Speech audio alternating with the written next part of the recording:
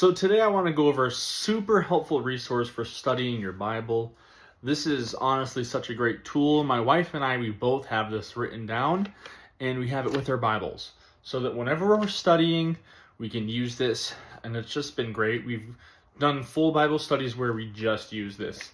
And if you're wondering how to get into Bible study, this is such a great resource. And I have no idea where this technique originally comes from. I seen it from a Bible. It's a CSB, Christian Standard Bible, called the Seven Arrows Study Bible.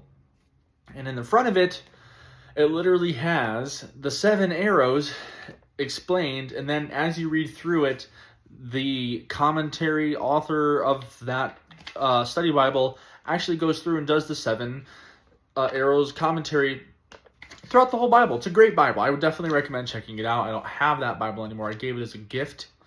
But this I kept with me. And I want to go over the seven arrows.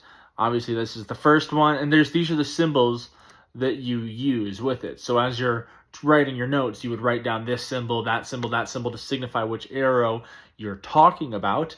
And then, of course, what's cool is if you memorize this system, when you're doing your notes, you can quickly just, if you're like filling out notes, you can just quickly put in a seven arrows marking, and you know, oh, that's what this is it's basically the arrow will represent what the question is, and then you can just write the answer next to the arrow, and you'll kind of know. And then the other cool thing is if you're reading through the Seven Arrows Method book, then you can obviously see how they're answering the questions. And if you have friends that do this, you can like read their notes and be like, oh, this is a response to the seven arrows. But we're going to get into it really quick. So this first one is, what does this passage say?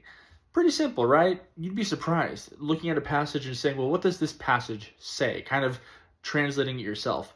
This next one says, what does this passage mean to its original audience? So who is this passage for in that time period? So you get to look into culture and to the people, why it's being said to them, and how it applies to them. The next is, what does this passage tell us about God?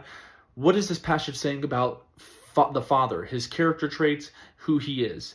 Next is this one, and it says, what does this passage tell us about man, about humankind? What does it tell us about humankind? Their sin, they're good, they're bad, they're ugly, what is it? This next one is, what does this passage demand of me? So how can I take this passage and apply it to myself to change myself? And then this next one says, how does this passage change the way I relate to people? How does reading this passage change the way I interact with the world? And this last one says, what does this passage prompt me to pray to God? Well, now you get to take all this and create a prayer request to God to apply it to him.